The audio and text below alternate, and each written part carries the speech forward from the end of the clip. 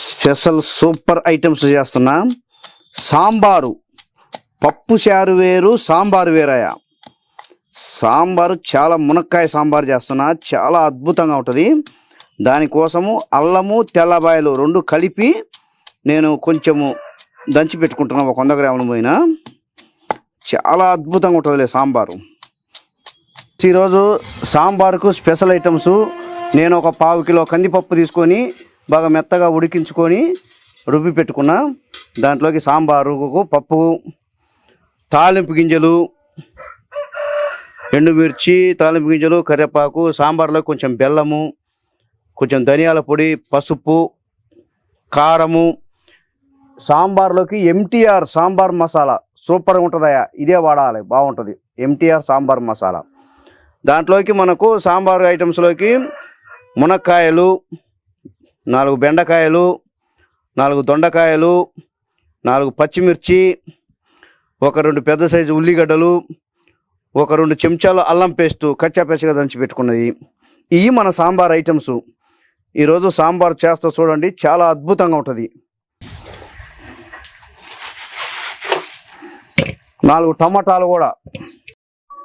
సాంబారుకు special sambar ఎండల కాలం సమ్మర్లో చాలా అద్భుతంగా ఉంటుంది. మునక్కాయ సాంబారు, మునక్కాయలు వేసుకొని సాంబార్ వేసుకొని తింటుంటే ఎండల కాలం సలవరం కూడా. ఈరోజు సాంబార్ చేస్తున్నాం. అలాగే ప్రతి ఒక్కరు కూడా మన నరేంద్ర మోడీ గారిని గెలిపించుకుందాము. ఆయనకు ఓటు వేసుకొని ధర్మప్రభు, మన హిందూ సాంప్రదాయానికి ఆయన నిదర్శనము. ఆయన మనం గెలిపించుకొని ఇప్పుడు ఈరోజు ఈ స్పెషల్ సాంబారు మోడీ గారికి అంకితం చేస్తున్నాం. ఇది దానికోసం నేను ఒక చెరవ తీసుకొని పొయ్యి మీద పెట్టుకున్నా. ఒక 4 స్పూన్లు ఆయిల్ తాలింపు వేసుకున్నాం ముందు.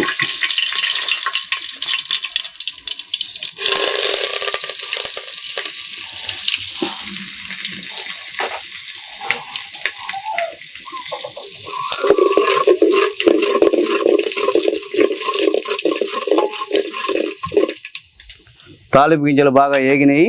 ఆ తాలింపు గింజలు ఏగుతుండగానే 2 చెంచాల అల్లం వెల్లుల్లి పేస్టు,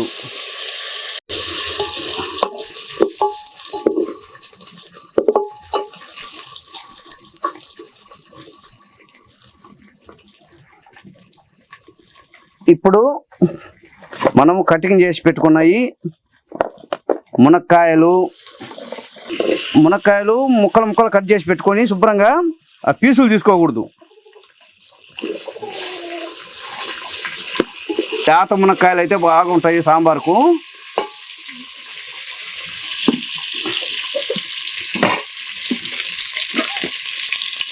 వాటర్ వేసుకుందాం.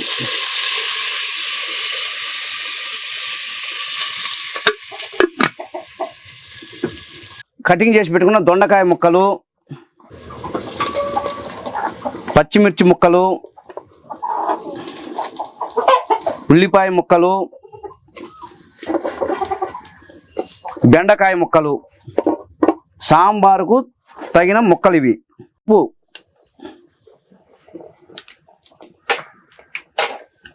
అలాగే 2 చెంచాల కారం సాంబారుకు,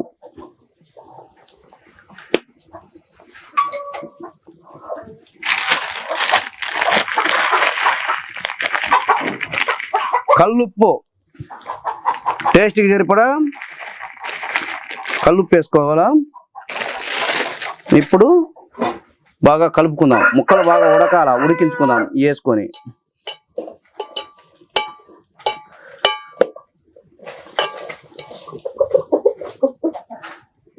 ఎంటీఆర్ సాంబార్ పౌడర్ 1 చెంచా వేసుకుందాం. ఎంటీఆర్ సాంబార్నే వాడండి, సాంబార్ పొడినే వాడండి, టేస్ట్ బాగుంటుంది. ఇప్పుడు బెల్లం ఒక 50 గ్రాములు. సాంబార్లో మెయిన్ ఇంపార్టెంట్ కొంచెం బెల్లం పడాలయా. బెల్లం పడకుంటే సాంబార్ రుచి రాదు. టమాటా ముక్కలు ఇవన్నీ వేసుకొని ఇప్పుడు మనం వేసుకున్న మసాలా మొత్తం ఏ టైప్లో చేసుకున్నామో ఆ టైప్లో చేసుకోండి. ఈ ముక్కలు అనేది ముందు ఉడకాల బాగా. చింతపండు ఒక 100 గ్రాములు చింతపండు. సాంబారుకు చింతపండు పులుసు తగ్గితే బాగోదాయా, పులుసు కరెక్ట్గా ఉండాలి. చింతపండు పులుసు ఒక 100 గ్రాములు. మరీ పుల్లగా ఉన్నా కానీ టేస్ట్ రాదాయా. పులుసు మరీ పుల్లగా ఉండకూడదు, ఆ పులుసుకు టేస్ట్కి సరిపోయేట్టే వేసుకోవాలి అంతే. బాగా ఉడికినాయి. ఇప్పుడు పప్పు పోసుకుందాం.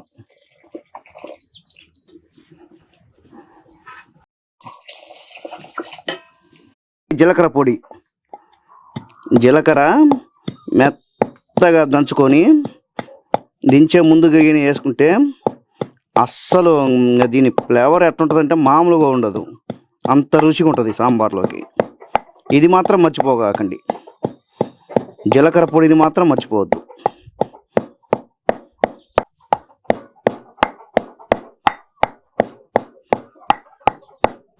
సాంబారు బాగా మరుగుతుంది. ఈ సాంబార్ మీద ఒక పద్యం వేసుకుందాము. మునగా చెట్టు కింద, మునగా చెట్టు కింద, మున్నూరు దావన ఏ దారి పోదునే, మునగా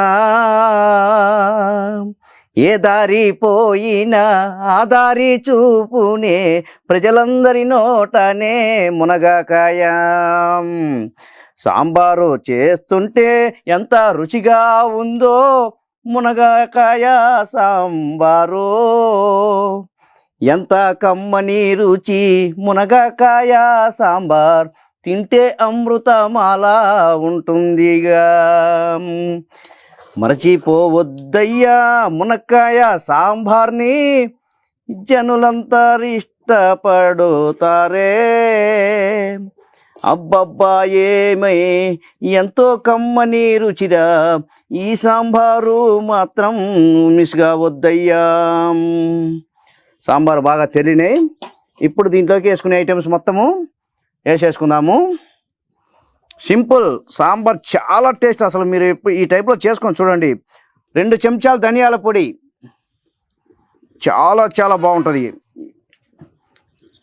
చూడటానికి సింపుల్గానే ఉంటుంది, కానీ ఈ సాంబార్ మాత్రము ఎంతో అద్భుతము. కొబ్బరి పొడి 2 చెంచాలు,